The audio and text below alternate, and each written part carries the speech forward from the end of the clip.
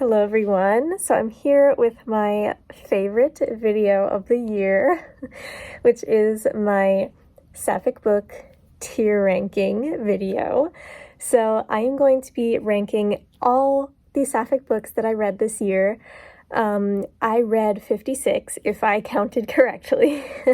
So we are going to be ranking the 56 Sapphic books that I read. So let's go. All right, so you see that I have 5 categories. They're the same as last year's. I have absolutely A+ Sapphic reads, really enjoyed, not the best, not the worst, books that I only liked because they were Sapphic, because let's be honest, there are definitely books like that, that if they weren't Sapphic, I would have hated them or even DNF'd them, but because it's Sapphic, it just adds like that little something that makes me kind of like it. I don't know. And then we have books that are bad even though they're Sapphic, which is like, how is that even possible? But believe me, there are some. So let's get into it. Let's start with the Trader Brew Cormorant, because if you've watched my video, The Best Books of 2022, you know that that is my favorite book that I read this year. It is such a great Sapphic fantasy, and Brew Cormorant is one of my favorite characters that I have ever read. It's just one of my favorite books of all time, so of course it's going to be an A+ read. I don't know, look at all these books that we have to go through. All right, let's see, what can we do here? Okay, one that I can safely put in the only liked because it's Sapphic category is The Verifiers by Jane Peck. This was a literary mystery, which is not my genre at all. I literally only got it from Book of the Month because it was Sapphic, and I believe I gave it 3 stars, but if it wasn't, like, if it didn't have that Sapphic element to it, I probably would not have even finished the book. The writing style was just not for me. It was way too overly descriptive, and I don't know, the main character wasn't my favorite person, and the whole mystery and dating element to it was just boring to me, so it is what it is. Let's see what else. We have Princess Ever After, which is a graphic novel. It was fine. Yeah, I'll put it in here because it was super short. That's really my complaint with it. It was very cute. It was kind of like a play on the generic, like, princess gets saved by the knight in shining armor trope, but of course it's Sapphic. It was just way too short for there to really be the character development that was needed for a romance, but it was really cute and I really liked the art style. So not the best, but definitely not the worst. Flip the Script I really enjoyed. This is a K-drama Sapphic romance book, which was just perfect. I loved it. So this book is about the K-drama lead falling in love with the second lead. Even though they're rivals in the K-drama, they fall in love in real life, and it was just really, really cute and had a very positive message. So we need more of that. All right, I'll stop dilly-dallying. The 7 Husbands of Evelyn Hugo. I loved it. So that was also one of my favorite books I read in 2022, so I'm definitely putting it there. If you don't know it by now, I don't know what to tell you, but it was just amazing. I really loved it. Upright Woman Wanted, I don't remember that much about it, so I don't think it was bad, but I don't really remember it, so I mean, I know it's Sapphic. I believe there's some non-binary representation in there. I think this is the one with the rebel librarians, like the rebel pack horse librarians, maybe? I don't know. I know it's like some weird dystopian, like Western dystopian world thing, but you can see how much I don't remember. So, all right, let's see. You Should See Me in a Crown was very good. This was a really sweet YA contemporary Sapphic romance about a girl who wants to get into this music school, but she doesn't get a scholarship, so she decides to run for prom queen because the prize is a bunch of money so that she can go to the school that she wants. But this new girl also starts running for prom queen and they fall in love, maybe. There was also a really interesting side plot here about her brother having sickle cell anemia, and that was just very interesting. I really like when contemporary romance books have something else as a plot device rather than just the romance. I really liked that. Then we have Valiant Ladies, which was absolutely A+. It was so good. This is a YA historical romance that I have not seen anyone talk about on Booktube, which is just a crime. It's criminal. It's criminal. Valiant Ladies was amazing. It, let me see if I remember, because I did read it a really long time ago, very early in the year. I believe they're in Peru. Let me check. Why not? We're here together. We're just hanging out. So Valiant Ladies by Melissa Gray. In the Valiant Ladies of Potosi. Okay, it doesn't say where it's set, but anyway, it's set in South America. Oh yes, Viceroyalty of Peru. I was right. Yeah, so it's set in South America, and it's just really, really good. There are these vigilante girls who kind of have to go solve this mystery, and they're swordswomen by night, and they have to pretend not to be during the day, and then they fall in love, and it was super creative and just really, really enjoyable. I remember listening to it and I was just hung on every word. It was just awesome. I loved it. Very creative, awesome YA historical romance. The Midnight Girls was really good. I really enjoyed it. That was a fantastical witchy Sapphic book about these two girls. They're rivals, basically. They're rivals, and it's enemies to lovers.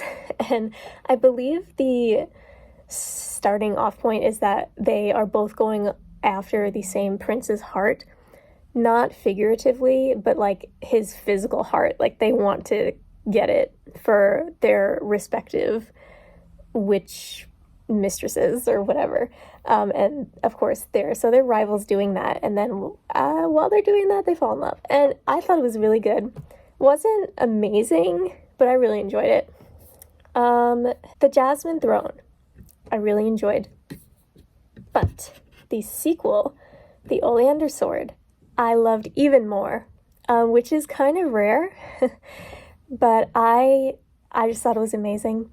The Jasmine Throne itself, I love the world building. I love Priya and Malini, of course. They are amazing. I love them. Very ruthless girls. And the world building is just super unique. But for some reason, the Oleander Sword just hit different for me. I loved it. Maybe it was that, like, at the beginning of the story, there's a distance between Malini and Priya that they have to kind of overcome again to be together. Oh, just thinking about it again, it was so good. I highly recommend The Jasmine Throne and the Oleander Sword, and I cannot wait for the third installment of this trilogy. I love it so much. And then we have The Poison Heart, which is another absolutely A+ epic read. It was awesome. It is a YA contemporary fantasy, kind of weaving in actually Greek mythology. And the main character is, first of all, she's adopted, which I thought was really unique as a YA protagonist. And she also has plant magic, which is just something that I really enjoy. Like, I love that element in a story. So she has plant magic, and she obviously also has a sapphic romance, and she has two moms, which is just like icing on the cake. But it was so good. Like, I didn't expect to love it as much as I did, because YA contemporary fantasy is usually not my jam. But this one was so good. It was amazing. That being said, however, This Wicked Fate was not as good. So it's the opposite of The Jasmine Throne. This Wicked Fate, I don't know, should it be here? Or really enjoyed? Okay, yeah, so I think I'm going to leave it here. Not the best, not the worst. I did really like it. However, I had some complaints or gripes about it. I just felt like, while I did like the sapphic romance element, it was really quick and like felt very insta-lovey. And also, what I loved about this Poison Heart is the main character really finding her way and learning about herself, her family, her birth family, and her magic. But in This Wicked Fate, that was all already figured out. And so it was really more action. And I don't know, I just really like the more introspective self-discovery vibe of this Poison Heart rather than This Wicked Fate. So that's how I feel about that. But I think this duology is so worth the read. Please read it. It's so good. So all right, let's see. What else do we have? We have I feel bad being mean about things. But I'm the Girl by Courtney Summers was just not good. It was not my favorite. It was very disturbing, and just, I honestly wish I hadn't read it. I really strongly implore you to look up content warnings before you even think about reading it. And I'm just kind of disappointed about it because I loved Sadie, which Courtney Summers wrote. That's such a great YA thriller. But this, and I was so excited about this because it's Sapphic. I'm like, oh, I love Courtney Summers. I love Sapphic books. So of course this is going to be amazing. But it was just such a letdown, and it was just so disturbing. It deals with such heavy topics. And while the Sapphic romance was fine, I just didn't like the plot at all, and it was just, no, it didn't work for me. Delilah Green Doesn't Care. I am putting, not there, I'm putting in absolutely A+ Sapphic reads, because why not? I mean, if you've read it, you know it's just so good. Very nice adult romance book. I'm also going to put Dauntless in absolutely A+ Sapphic reads. This is a Filipino-inspired YA fantasy. Yeah, I guess it's a fantasy. And the plot is really unique. It was compared to the Hunger Games, but I don't really think it's like the Hunger Games at all. Literally the only similarity is that the main character uses a bow and arrow. So I really think that that's kind of misguided, but if it gets people to read it, then that's fine. I think it was so unique. First of all, I love this cover, like absolutely stunning cover.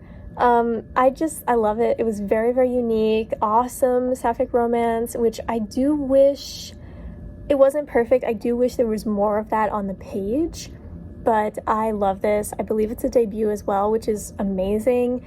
I'm definitely going to read more from this author. Then I'm just really excited about the books, so I keep going for the ones that I know I'm going to put up here. Let me try and get some others. All right, Travelers Along the Way, not the best, not the worst. It was fine. It's a YA remix. You know that remix series that is written by a bunch of different authors. This is remixing Robin Hood, which is cool. It was during one of the Crusades, which is really unique. And the main character is Muslim, and I liked the main character a lot. A bit of a disclaimer, the main romance is not Sapphic, but the main character's sister has a Sapphic romance that plays a really big part in the book, so I am including it here. I thought that was unique. I liked the characters. I just think that they could have been fleshed out a little bit more, and the main problem I have, okay, there are two that I remember, is that the main character sometimes has these asides where she's like breaking the fourth wall and just talking directly to the reader, which was just really uncomfortable. And on the similar note, it just felt not YA. It felt more middle grade or like a really young YA, which wasn't what I was looking for, especially in like a crusade war story. I just thought the tone could have been done a little bit better. So, you know, I'm glad I read it though. It was fun. I feel the same way about Mooncakes. Not the best, not the worst. I like the non-binary representation. I like the fact that it's about witches and it's very cute. But the plot I just did not care about at all. I know there was something about a werewolf, but I literally don't even remember what the plot was. So yeah, that was fine, but like, I just didn't care that much. Okay, Ophelia After All. I know goes there. It's a contemporary YA, not really a romance. It focuses more on the contemporary aspect, and I just love Ophelia as a character. It deals with her last year in high school, and there is messy friendships, and it's dealing with prom, and like who's taking who to prom, and it's just so good. It's about self-discovery, finding out about your sexuality, things like that. The cover is gorgeous. I just love Ophelia. I love her, and it was such a great book. On that note, She Gets the Girl is also an absolutely A+ Sapphic read. I'm gonna have a lot of these. She Gets the Girl is just really good. Again, this is a contemporary romance that has an extra added element for both of the characters, actually. They have familial conflict and things like that. Very deep characters, both of them, that I thought was really, really well done. Their romance was good too, but I think their growth as characters is something that I loved even more than the romance. So I really like this book too. Let's talk about Just Like Home. I don't know, this is hard because like it's not the best and it's not the worst, but I don't feel comfortable putting it. I mean, yeah, no, I'll put it here. Yeah, it's not the best, not the worst. But I didn't really like it. I think I gave it 2 stars. This is Sapphic, but there's no romance in it, so actually I'm not sure why I included it here. But it's a horror story. Basically, the main character's father is a serial killer, or he was a serial killer. He's dead now. And she goes back to her old home, and because her mother is dying, and she has to take care of her dying mother.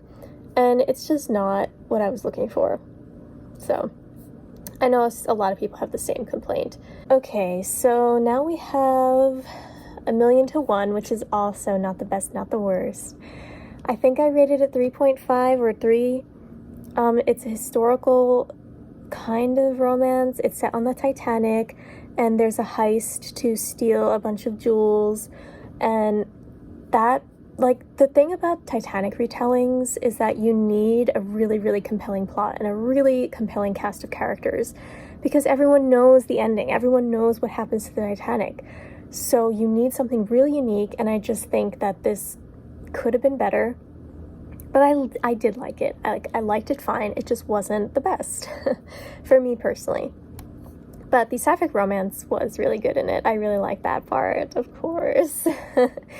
Epically Earnest I only liked because it was Sapphic. It was very short. It's a retelling of The Importance of Being Earnest by Oscar Wilde. It's very, very short and definitely could have used more development. I did really like the side plot about the main character's adoption and trying to reach out and find her birth family. That was really compelling, but the romance side of it just was not developed enough. It just wasn't. And I would have really liked this book, I think, if it was about 100 pages longer. Our Wives Under the Sea. I wanted more from it. I'm gonna put it here. I think I gave it 4 stars, but I can't say that I liked it as much as these 4 up here. It was like literary horror, and I don't know, it was just weird and kind of left me with a very unsatisfied feeling at the end. So, but one book that did not do that was How to Excavate a Heart, which was such a great holiday Sapphic romance. It was so good. I read it for my Sapphic reading vlog most recently.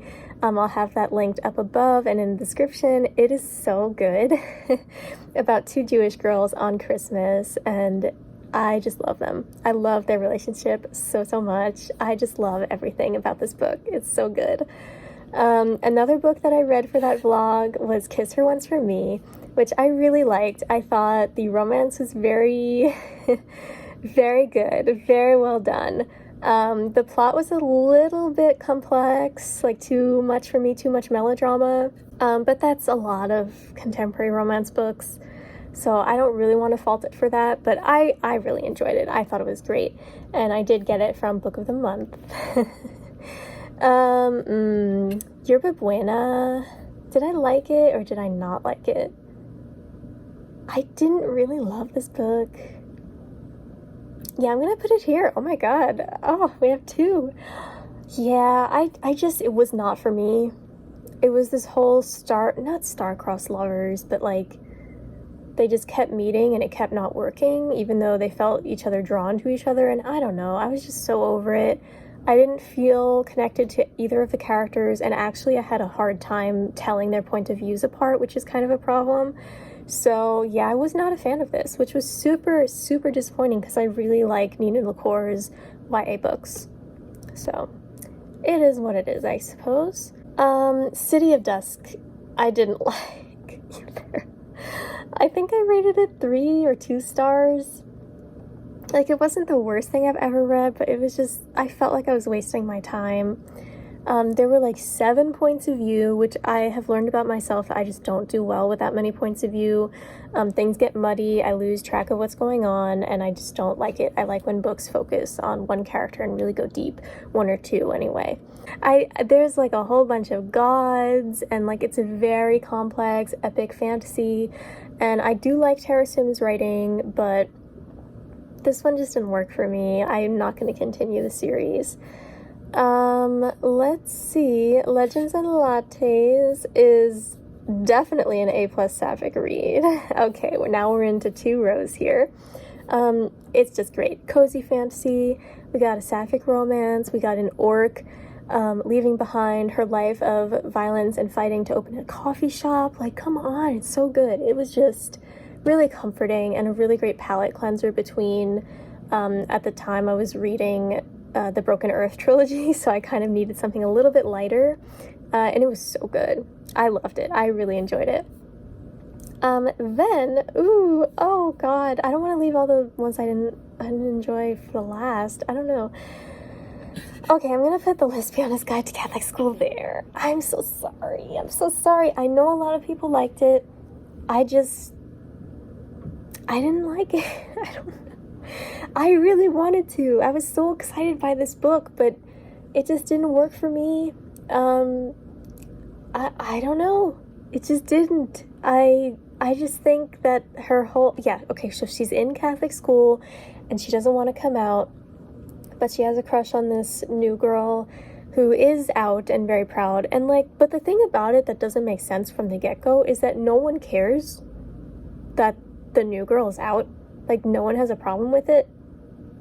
And it's just like, so why are you so hung up on coming out at school? And I don't know. I don't know. I don't have time to go into everything here. I don't have time to articulate my thoughts on it, but it just wasn't my favorite. So if it wasn't Sapphic, I probably would not have even finished it, or honestly even picked it up. But because it was Sapphic, it was fine. Like, I didn't hate it. It just wasn't my thing. Light from Uncommon Stars. This one was very disappointing. Very disappointing. I don't know. Should I put it here or here? Alright, I'm gonna put it not the best, not the worst. Because I do like the sci-fi aspect of it. But it was just really messy. And there was so much difficult stuff in there. Definitely check content warnings. It was really hard to read at times. Like, I thought this was compared to Becky Chambers a lot, and I thought it was going to be more of like a cozy sci-fi. It was not cozy. I don't know. Like, there was a donut shop in there, like an alien opening a donut shop, which sounds fun, but there were so many heavy and horrifying things going on in this book that it was just really hard for me to read and enjoy. But I know a lot of other people love it for good reason. It has great trans representation, written by a trans woman. It has just great Sapphic representation all around. It was a very unique story, I will say that. So if you're into sci-fi or just queer books in general, I definitely do still recommend it. It just was not to my taste personally. Alright, Extasia, I only liked because it was Sapphic. I thought that it was really messy. And I know that a lot of people feel the same way. It just was not executed well. It has kind of a dystopian Puritan society vibe to it, but it's neo-Puritan, so it's in the future. And I just didn't love it. I didn't love the execution of it. Really, the only good part of it for me was the fact that it was Sapphic. So, also, the Siren Queen.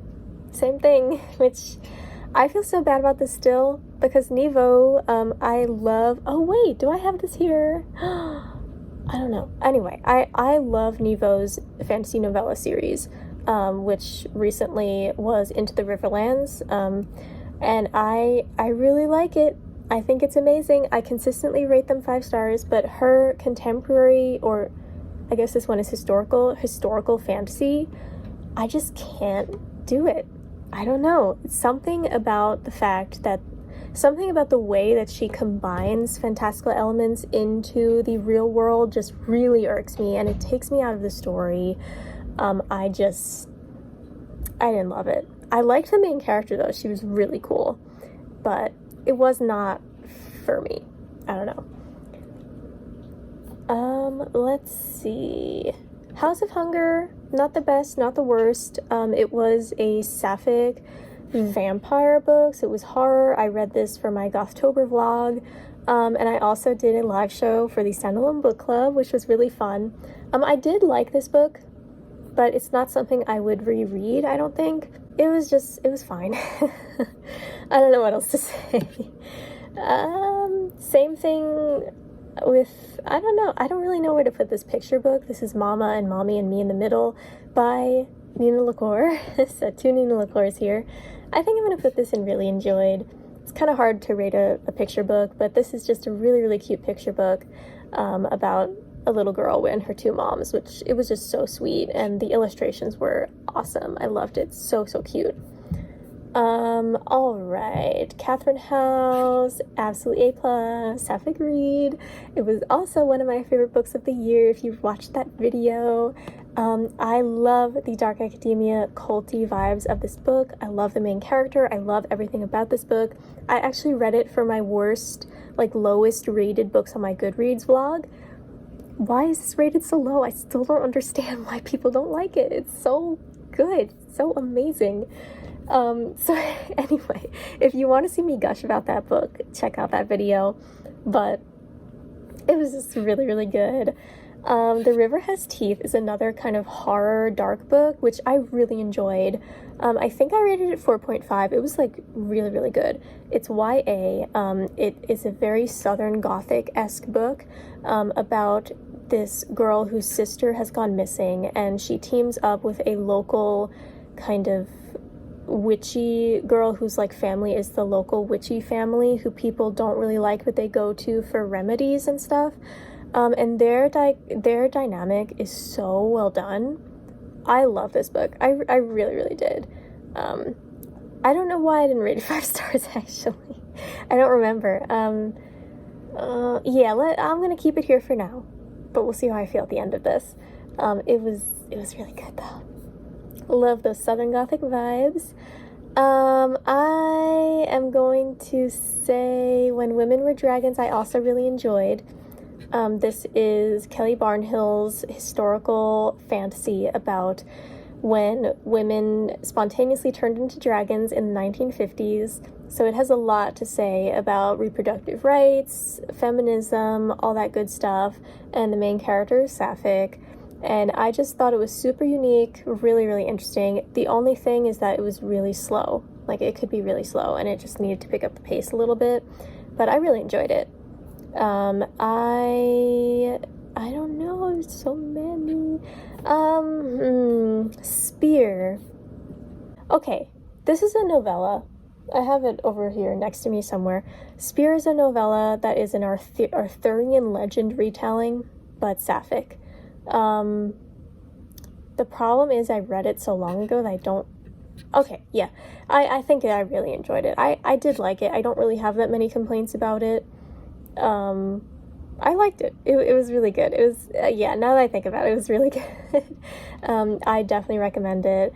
And I definitely recommend this author's other book as well, which is Hild, which is not a novella. It's over 600 pages or something. But she writes really, really good, historical legend retellings from a Sapphic lens. She's just awesome. I love it. The Ghost, I Am the Ghost in Your House, I only liked because it was Sapphic. It was really disappointing, to be quite honest. Really disappointing. Basically, this girl and her mom are invisible, and because of that, they can't really have a normal life in society, so they go and live in other people's houses, while the other people are there, which is kind of creepy. But then they go back to the city where the main character, I think her name is Pi, She goes back to the city because she fell in love with a girl there, but of course it's kind of a forbidden romance because they can't be together because she's invisible, and I don't know, there was just a lot of weird stuff going on in this book. It just did not work for me. One Last Stop, however, did work for me. That was an A+ Sapphic read right there. If you don't know what that is, again, I don't know if I can help you. Very, very popular on Booktube and Book Talk.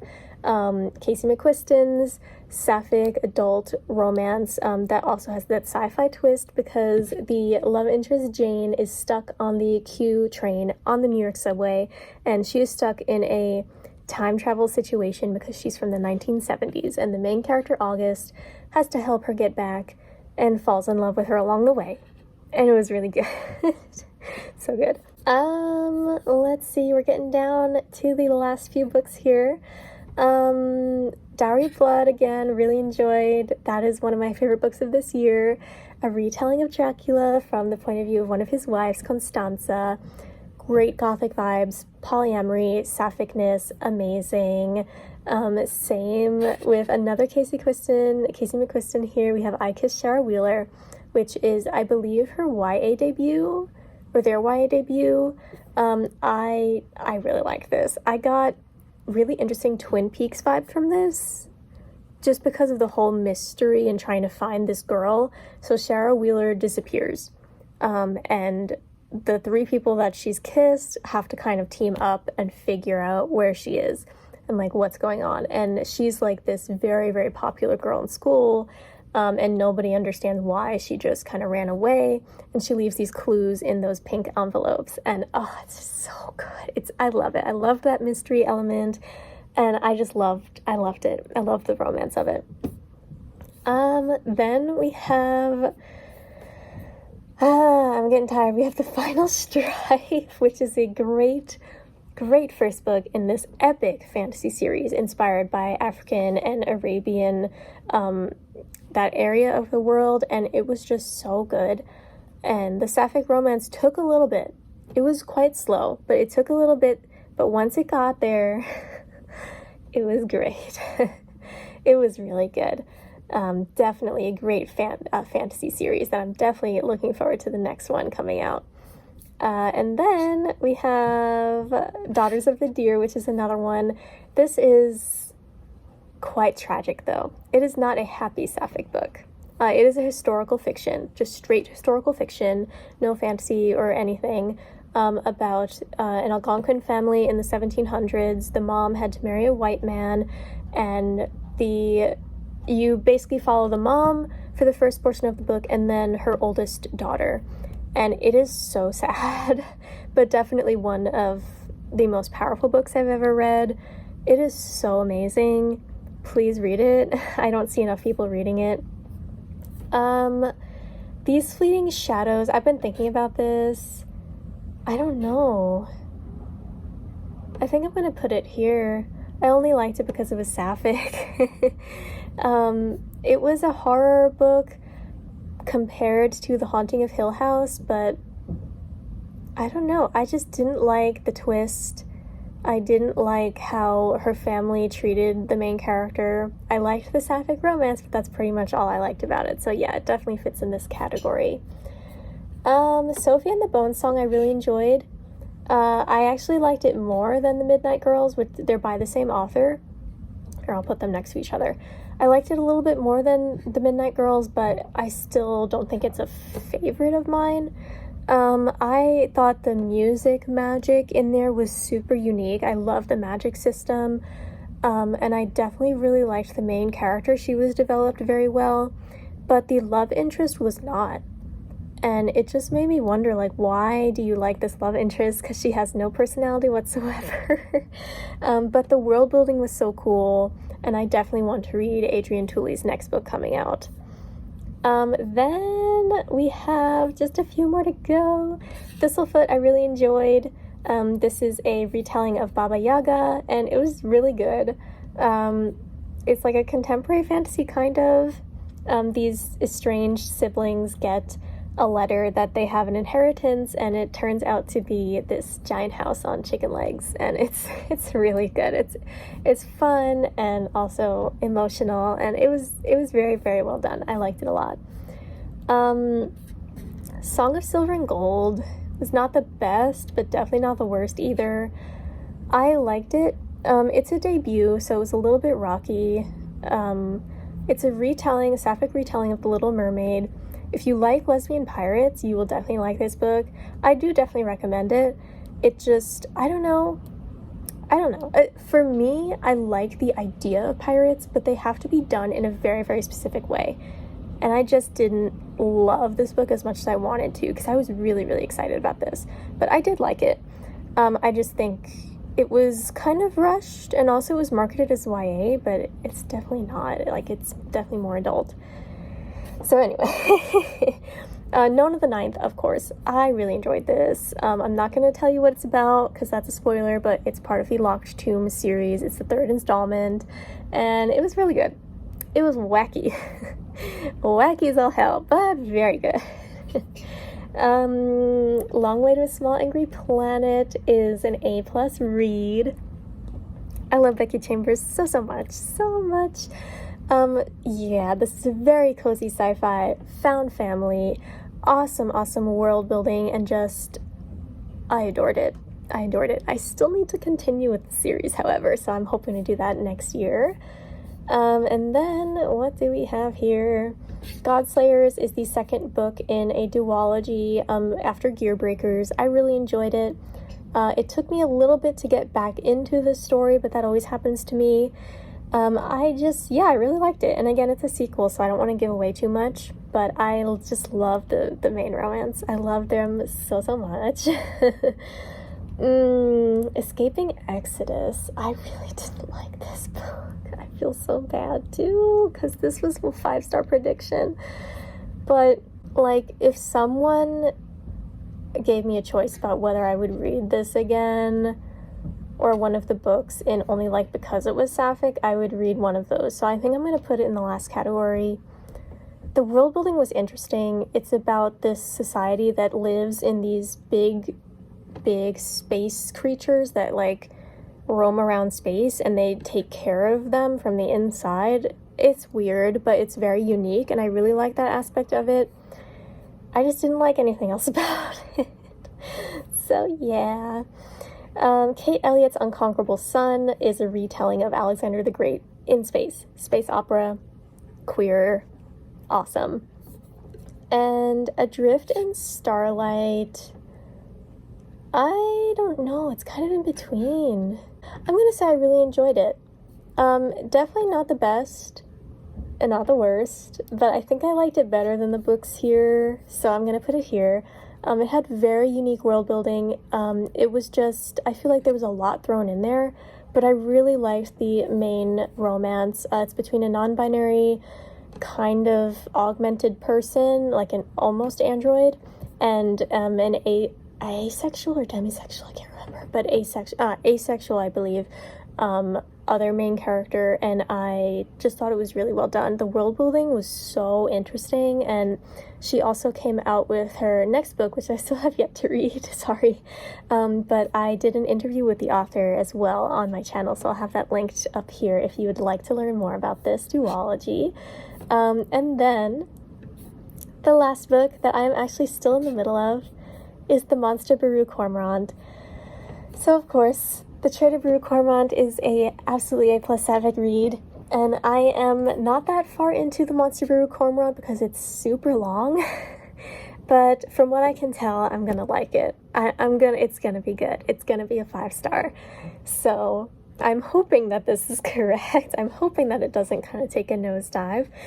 But this is what I'm feeling right now, because I just love Brew, and I missed her, and I love her. Like, I'm gonna cry because I love her so much. So I just feel so much for her character, and the world building that Seth Dickinson does is just out of this world. So it's a 5-star unless something weird happens. So that is it for my Sapphic tier ranking video for 2022. Again, 56 books. You can see all of them here. absolutely A plus and really enjoyed. I'm really glad. Okay, so I have the most absolutely A plus ones, so that's good at least. And I don't have that many bad ones, so that's also good. So let me know down below what you think of this tier ranking and what your favorite and least favorite Sapphic books were this year. I'm really, really interested to know. And thank you so much for watching. If you enjoyed this video, please like and subscribe to my channel for more bookish videos and more Sapphic content. And I'll see you next time. Bye!